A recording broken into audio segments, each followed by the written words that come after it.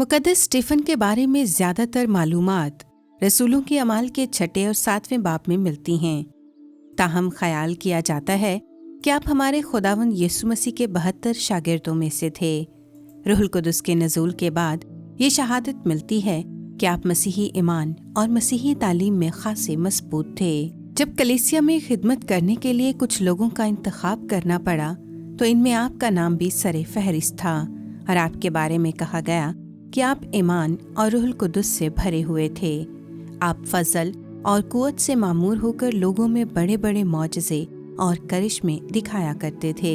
जब आप मुनादी करते थे तो यहूदी ना तो उस हिकमत का और ना ही उस हकीकी रूह का मुकाबला कर सकते थे जिससे आप कलाम करते थे। इस पर उन्होंने जिस तरह मसीह खुदावंद पर इल्ज़ाम लगाया वैसे ही उन्होंने बाज़ अफराद को उकसाया जो ये गवाही देते थे कि हमने इसको मूसा और खुदा की निस्बत कुफर गोई करते सुना है। इस तरह अवाम, यहूदी बुजुर्ग और फ़कीयों ने आपको गिरफ्तार कर लिया और अदालते आलिया ले गए। यहाँ पर झूठे गवाहों को खड़ा किया गया जिन्होंने कहा कि ये शख्स मुक़द्दस मुकाम और शरीयत के खिलाफ बातें करने से बाज नहीं आता, और ये भी कहा कि हमने इसे ये कहते सुना है कि वही यीशु नासरी इस मुकाम को दोबारा तबाह कर देगा और उन रवायात और रसूम को बदल डालेगा जो मूसा ने हमें हदायत की हैं। इन सारी बातों को सुनकर आप खुदावंद से तक़वियत पाते रहे। आपका चेहरा फरिश्ते की मानद पुरनूर हो गया। आप खुदावंद से हदायत पाकर मौसर वाज करने लगे और तारीख़ निजात से शुरू करके सारे वाक़यात को बेहतरीन अंदाज में पेश किया। इन बातों को सुनते ही वो सब लोग अपने दिलों में जल गए और आप पर दांत पीसने लगे।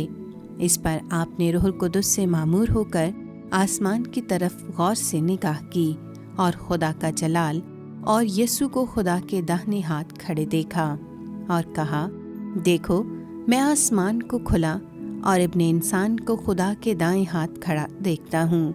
इस पर वो सब के सब बड़े ज़ोर ज़ोर से चिल्लाने लगे। उन्होंने अपने कान बंद कर लिए और आपको पकड़कर शहर से बाहर संसार करने लगे। इस पर आपने दुआ करके कहा कि ऐ खुदावंद मेरी रूह को कबूल कर। फिर घुटने टेक कर आपने बुलंद आवाज़ से कहा, ऐ खुदावंद ये गुनाह इनके ज़िम्मे ना लगा, और ये कहकर आप अपनी नींद सो गए।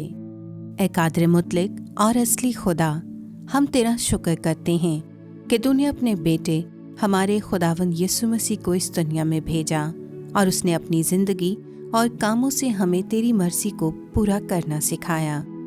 उसके शागिर्दों और रसूलों ने अपनी जान देकर हमें ईमान में वफादार रहना सिखाया।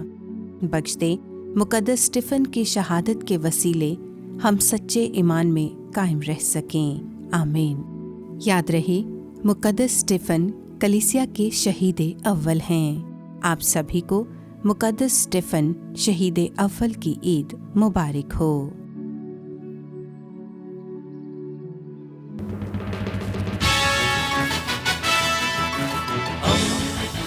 दोस्ती का पैगंबर, रेडियो वेरितास एशिया।